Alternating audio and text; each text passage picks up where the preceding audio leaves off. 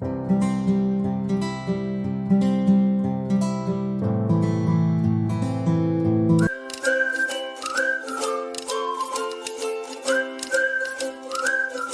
Guys, नमस्ते, सत श्री अकाल और आदाब।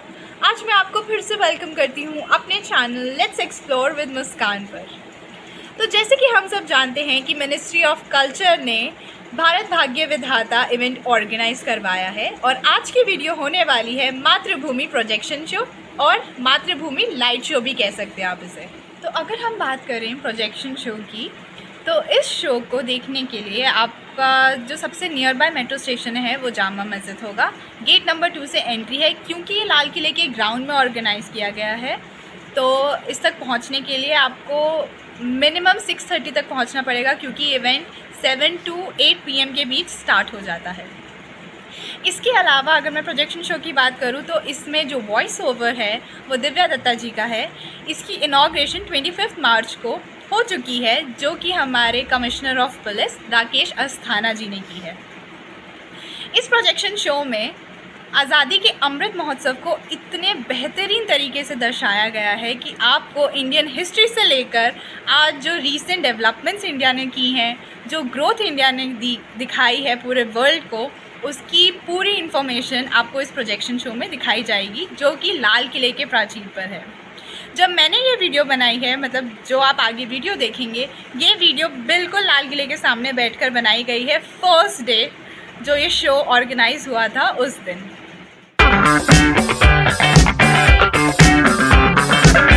इस प्रोजेक्शन शो में भारत की पूरी हिस्ट्री बताई गई है, कहाँ से भारत ने शुरुआत की, आज भारत कितना डेवलप हो चुका है, कहाँ तक उसने ग्रोथ की है, और जितना हमारे साइंटिस्ट और हमारे फ्रीडम फाइटर्स का स्ट्रगल रहा है, उन सब की इसमें छोटे छोटे बिट्स में पूरी स्टोरी बताई गई है।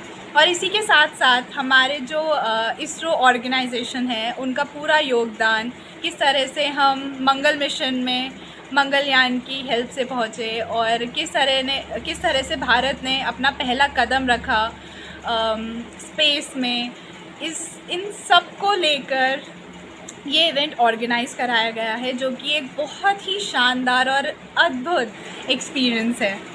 जब मैं ये वीडियोस बना रही थी और जब मैंने वहाँ बैठकर देखा, तो मैं आप सबको ये बताना चाहूँगी कि आपको ज़रूर जाना चाहिए, बिल्कुल फ्री ऑफ कॉस्ट है। तो आज मैं बिल्कुल सामने हूँ रेड फोर्ट के, जहाँ पे हर इंडिपेंडेंस डे पे जो है फ्लैग होस्टिंग होती है, अलॉन्ग विद स्पीच भी दी जाती है by prime minister Narendra Modi ji. और मुझे बहुत अच्छा लग रहा है यहाँ पे बैठ के, बहुत ही अच्छी फील आ रही है। यहाँ पे कुछ ही देर में लाइटिंग शो होने वाला है और 7 बजे यहाँ पे पूरी सीट जो आप मेरे पीछे देख सकते हैं फिल हो जाएगी। हम आज यहाँ पे आए हैं भारत भाग्य विधाता कल्चरल प्रोग्राम में, और ये पीछे का व्यू पूरा सिर्फ भारत भाग्य विधाता के लिए ही है, एंड इट्स अमेजिंग। तो अब हम यहाँ पे लाइटनिंग शो का वेट कर रहे हैं। ये सारी सीटें जितनी भी हैं वो भर जाएंगी। यहाँ पे अभी बहुत भीड़ हो चुकी है और लाल किले पे लाइटनिंग शो इज़ लाइक बहुत बढ़िया होने वाला है। अब देखते हैं कैसा। ये व्यू है हमारे लाल किले का, पूरा जगमगाता हुआ शाम के टाइम। कल को बहुत ही कलरफुल विजुअल्स के माध्यम से दिखाने जा रहा है, and to inaugurate this and to say a few words, I'd like to request Shri Puneet Dalmia, managing director Matribhumi projection mapping show.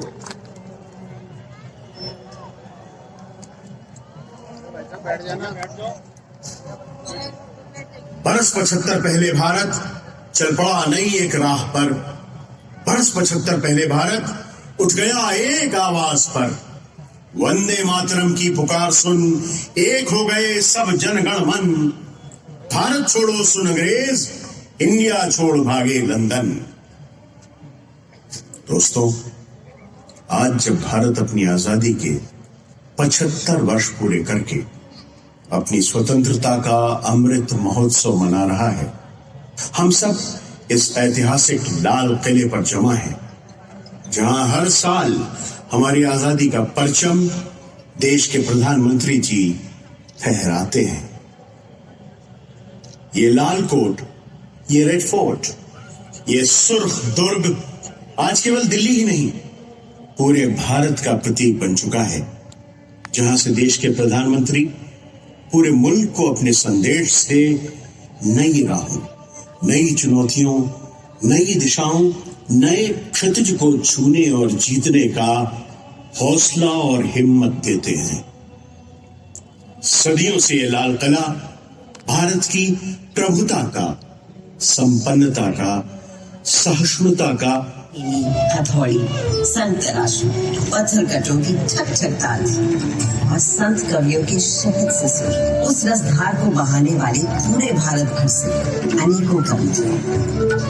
इन भक्त कवियों में कोई हिंदू था, कोई मुसलमान, कोई सूफी, कोई शाक्त, कोई शैव, कोई वैष्णव। सबके आराध्य अलग अलग थे, भाषा अलग, सबकी भक्ति में एक ही करना, एक ही भ्रम, एक ही ओंकार के दर्शन सारे रहे। जब एक ही दिन, एक ही मुहूर्त, जैसे मकर संक्रांति पर खिलाते हैं अलग अलग उत्सव।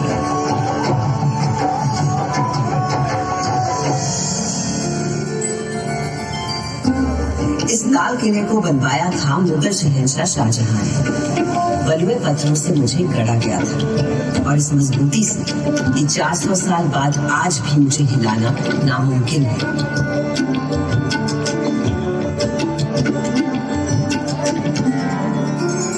बिल्कुल उसी तरह जैसे है मेरे देश के विचार, सिद्धांत, उसूल।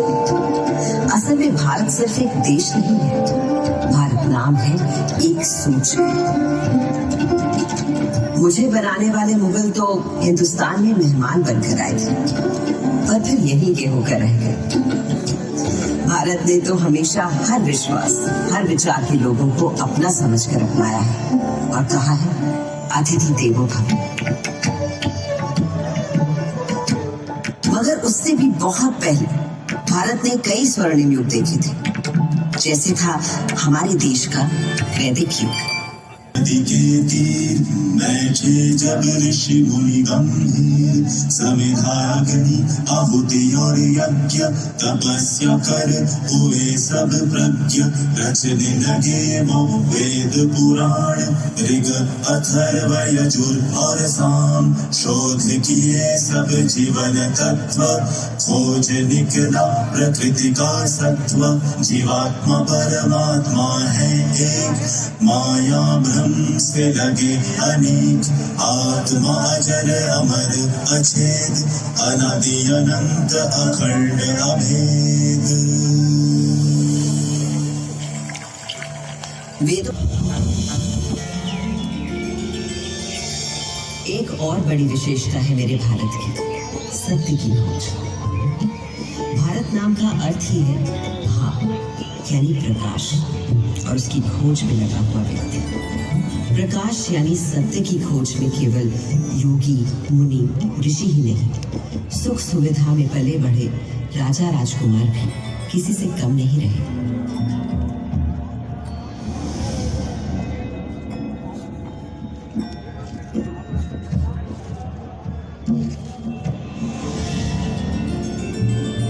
भारत के दार्शनिक मनीषियों, गुरुओं ने जो आध्यात्मिक मार्ग दिखाया था, उसी को ठोस रूप दिया भारत भर में फैले तमाम राज्यों, साम्राज्यों ने।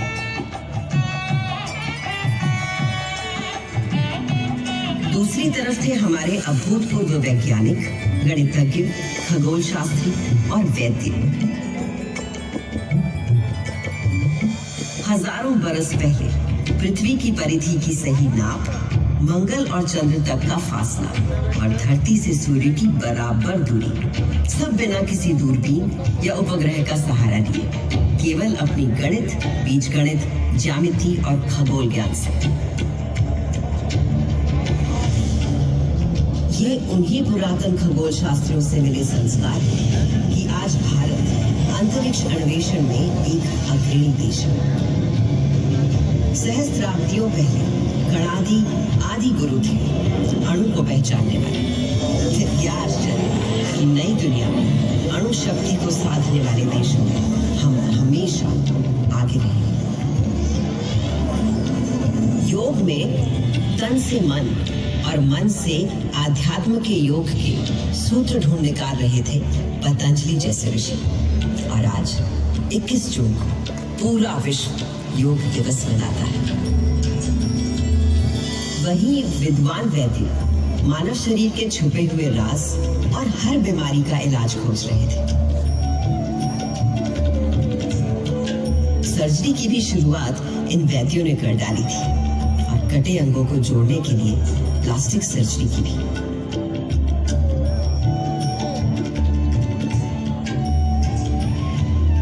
इन भारतीय वैद्यों से मिली प्रेरणा ही तो है कि कोविड आने पर कुछ ही महीनों में खुद बीमारी का टीका बनाकर 1 साल के अंदर टीके लगा डाले।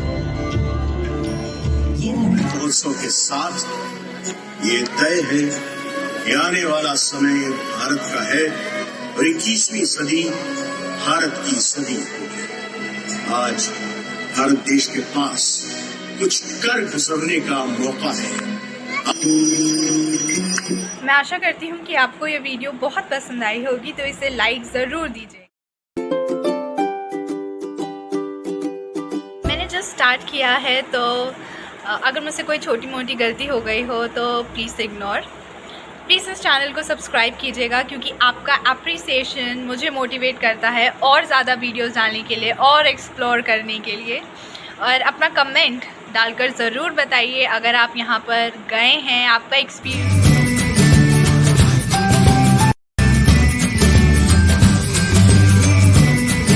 This is Muskan Malhotra signing off. आप बने रहिए लेट्स एक्सप्लोर विद मुस्कान के साथ। Bye bye.